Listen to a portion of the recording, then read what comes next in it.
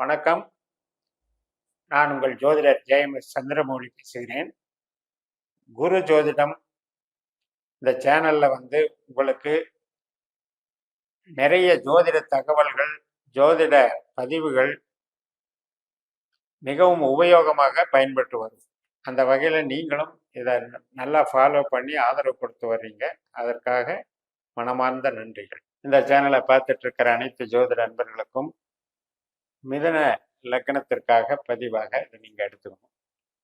லக்னம் என்பது நிலையானது. நம்ம எந்த ஒரு கிரகத்தினுடைய பதிவை பார்க்கும்போதும் லக்ன ரீதியாக பார்க்கறது நல்லது. இந்த பதிவில் மகர செவ்வாயினுடைய என்னென்ன சாதக பாதகம், மகர ராசியில பிப்ரவரி 5ஆம் தேதி முதல் மார்ச் 15ஆம் தேதி வரை 40 நாட்கள் செவ்வாய் மகரத்துல பயணிக்கிறார். நமக்கு செவ்வாய் ஒரு பாவ கிரகம், அதுலேயும் 8ஆம் வீடு மகரம். அதில் செவ்வாய் பலமாக உச்சமடையக்கூடிய ராசி. இந்த இதில் எப்படியெல்லாம் நம்ம என்னென்ன விஷயங்கள் சாதகமாக இருக்கும், எப்படி நம்ம ப்ரிகாஷனரியாக இருந்துக்கணுங்கிறதெல்லாம் பார்க்க போகிறோம். இப்போ நம்ம லக்னத்திற்கு 6ஆம் வீட்டுக்கும் 11ஆம் வீட்டுக்கும் உடையவர் அப்படின்னா வேலைக்கு நல்லவர். செவ்வாய் வேலை சர்வீஸ் பண்ணுறதுக்கு நமக்கு ஊக்கத்தை கொடுக்குறவர். அதன் மூலம் நமக்கு புகழை தேடி தர்றவர் செவ்வாய். ஏன்னா நமக்கு இருக்கிற திறமை அப்படிங்கிறது அந்த 6ஆம் இடம் தான் வெளிப்படுத்துகிறது. அப்போ நம்ம ஒரு ஃபேக்ட்ரி நடத்தி அல்லது நம்ம ஒரு நிறுவனம் நடத்தி அதில் வேலையாட்களை வச்சிருக்கிறோம் அப்படின்னாலும் அந்த வேலையாட்களினுடைய ஒரு டெவலப்மெண்ட்டையும் அவங்களுடைய திறமைகளையும் வெளிப்படுத்துறதும் அந்த 6ஆம் இடம் தான். அப்போ அதனால 6ஆம் இடத்துடைய பவர் நல்லா இருந்தால் தான் அது பணவரவுக்கும் தொழில் பலத்துக்கும் நன்மை கொடுக்கும். அந்த வகையில் செவ்வாய் பாவ கிரகம் கிடையாது, அது நல்ல கிரகம் தான். ஆனால் எப்படி பாவ கிரகம் அப்படின்னு எடுக்கிறதுனா அந்த 6ஆம் வீட்டிலேயே நமக்கு எதிரின்ற ஒரு விஷயம் இருக்கு, பகை. அதே மாதிரி லக்னம், அதாவது அகம் சார்ந்த விஷயத்துக்கு இப்போ ஹெல்த்து அப்படிங்கிற பாயிண்ட் ஆஃப் வியூவில் பார்க்கும்போது ஆரோக்கியத்தை கெடுக்கிற நோய்ங்கிற விஷயம் அங்கே இருக்கு. அதே போல் கடன் சம்பந்தப்பட்ட பிரச்சனைகளும் 6ஆம் இடத்துல இருக்கு. அதன் மூலம் சந்திக்கக்கூடிய வழக்குகளும் 6ஆம் இடத்துல இருக்கு. அதனால இந்த நெகட்டிவும் கெட்ட பாவமாகவும் அந்த செவ்வாய் வேலை செய்யுதுங்கிறதையும் நம்ம புரிஞ்சுக்கணும்.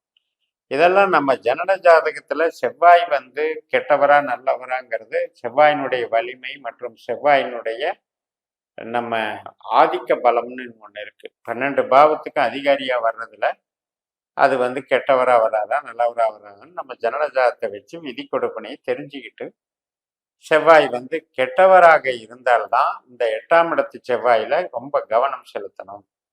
நல்லவராக இருக்கிற பட்சத்துல வேலைக்கும் தொழிலுக்கும் சப்போர்ட் பண்ணுவார்னு எடுத்துக்கணும். இப்போ மிதனத்தை பொறுத்த வரைக்கும் 10ஆம் இடத்துக்கு பலம் சேர்க்கக்கூடியவர் செவ்வாய். அப்போ தொழில் பலம் அப்படிங்கிறது உற்பத்தி சார்ந்த தொழில், கருவிகளை மேனுஃபேக்சர் பண்ணுறோம், ரொம்ப ட்ரேடிங் ஒரு பெரிய உற்பத்தி ஸ்தானத்திலிருந்து நம்ம டீலர்ஷிப் எடுத்து ட்ரேடிங் பண்ணுறோம். எலக்ட்ரிக்கல், எலக்ட்ரானிக்ஸ் குட்ஸு, உரம் சார்ந்த தொழிற்சாலைகளில் வாங்குகிற பொருட்கள், விவசாய பொருட்கள், இது சார்ந்த விஷயங்கள் எல்லாமே அதில் எடுத்துக்கலாம். அப்போ இதெல்லாம் தொழிலுக்கு பக்கபலமாக இருந்தாலும் கூட அந்த 8ஆம் இடத்துல செவ்வாய் போகிற காலகட்டத்தில் என்ன மாதிரி கேர் எடுத்துக்கணும் அப்படின்னு எடுத்துட்டிங்கன்னா, இப்போ ஒரு கேஷ் அண்ட் கேரியாக பிஸ்னஸ் பண்ணுறீங்க அப்படின்னா அந்த 8ஆம் இடம் பாதிக்காது. இப்போ இதே கடனுக்கு கிரெடிட்டுக்கு பிஸ்னஸ் பண்ணுறீங்க அப்படிங்கும்போது புதுசாக ஒரு கஸ்டமர் வர்றாரு, சரி அப்படியே கொடுப்போம் பிஸ்னஸ் வளரட்டும்ன்ட்டு பண்ணேன். ஆனால் அந்த கஸ்டமர் நம்மளை ஏமாத்திட்டாரு. அவர் அதுக்கப்புறம் பிஸ்னஸும் பண்ணலை, அவர் பணத்தையும் கொடுக்குற மாதிரி தெரியல. ஏன் இந்த மாதிரி டிசப்பாயின்மெண்ட்ஸ் வருது அப்படின்னா அது மாதிரியான இந்த 8ஆம் இடம் என்பது காலதாமதப்படுத்தக்கூடிய பண வரவை குறிக்கிறது. அதே மாதிரி ஏமாற்றம் அடைகிறது, நம்ம பணம் இன்னொருத்தர்கிட்ட மாட்டிக்கிறதுங்கிறது அந்த 8ஆம் இடம். அதே நேரத்தில் கஷ்டப்படுறது, ஏதோ ஒரு வகையில் ஏமாற்றத்தினால வஞ்சிக்கப்படுதல், கஷ்டப்படுதல் அப்படிங்கிறதெல்லாம் அந்த 8ஆம் இடம். அந்த தொழில் ரீதியாக அந்த மாதிரி கொடுக்கல் வாங்கல்ல கொஞ்சம் கண்ட்ரோலாக இருந்துக்கணும் இந்த 40 நாட்களில். அதே நேரத்தில் உற்பத்தியோ ஒரு வளர்ச்சியோ அதெல்லாம் பாதிக்காது.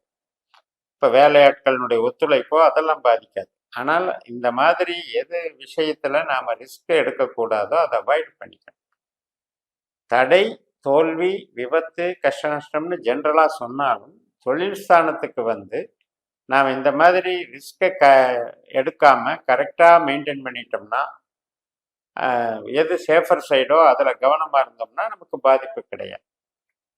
அதே நேரத்தில் ஆரோக்கியம், ஆரோக்கியத்துக்கு மிக மிக முக்கியமான கிரகம் நமக்கு செவ்வாய். அப்போ செவ்வாயினாலே ஹீட்டுன்னு அர்த்தம், உஷ்ணம், அக்னி சம்பந்தப்பட்ட ஒரு காரியங்கள், நெருப்பு சம்பந்தப்பட்ட அமைப்பு. இப்போ உடம்புலேயே உஷ்ணம் அப்படிங்கிறது தான் நெருப்பு. அது மாதிரியான கட்டிகள், நெருப்பு சம்பந்தப்பட்ட ஒரு உஷ்ண ஆதிக்க பிணிகள். இப்போ ஒரு காய்ச்சல் வர்றதே வந்து நமக்கு செவ்வாய் தான், ஆதிக்க பலம் அதிகமாக இருக்கும்.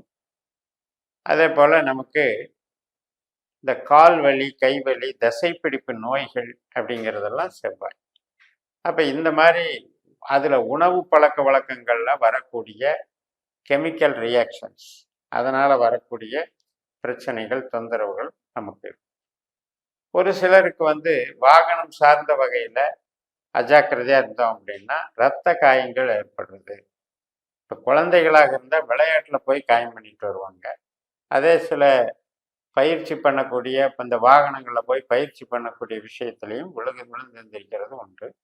அதனால் செவ்வாய் என்பது இரத்தகாரகன், விபத்துகாரகன். அவர் வந்து 8ஆம் இடம் என்பது விபத்து ஸ்தானத்தில் இருக்கிறதுனால, அது வலிமையாக இருக்கிறதுனால, இப்போ நம்ம ஜனன ஜாதகத்தில் செவ்வாயினுடைய கெடுதல் பலன் அதிகமாக செவ்வாய் கொடுக்கிறவராக இருந்தால் இந்த விஷயத்திலையும் நம்ம ஜாக்கிரதையாக இருக்கணும். பொதுவாக எந்த கிரகம் 8ல் போனாலும் நமக்கு ஏதோ ஒரு வகையில் மனவேதனைக்குரிய கிரகமாக எடுத்துக்கணும். அதில் செவ்வாயுங்கும் போது நம்ம லக்னத்துக்கு இயற்கையிலேயே அவர் கொஞ்சம் பிரச்சனைக்குரிய நபர் அப்படின்னு எடுத்துக்கலாம். சரி, திருமண வாழ்க்கை, கணவன் மனைவி உறவு இந்த வகையில் என்ன செய்யும் அப்படின்னா, அதீதமான கோபதாபங்களையும் வாக்குவாதங்களையும் வீண் சண்டைகளையும் உருவாகும். மிதனத்துக்கு பார்த்தீங்கன்னா 8ஆம் இடம் என்பது 7ஆம் வீட்டுக்கு 2ஆம் வீடு.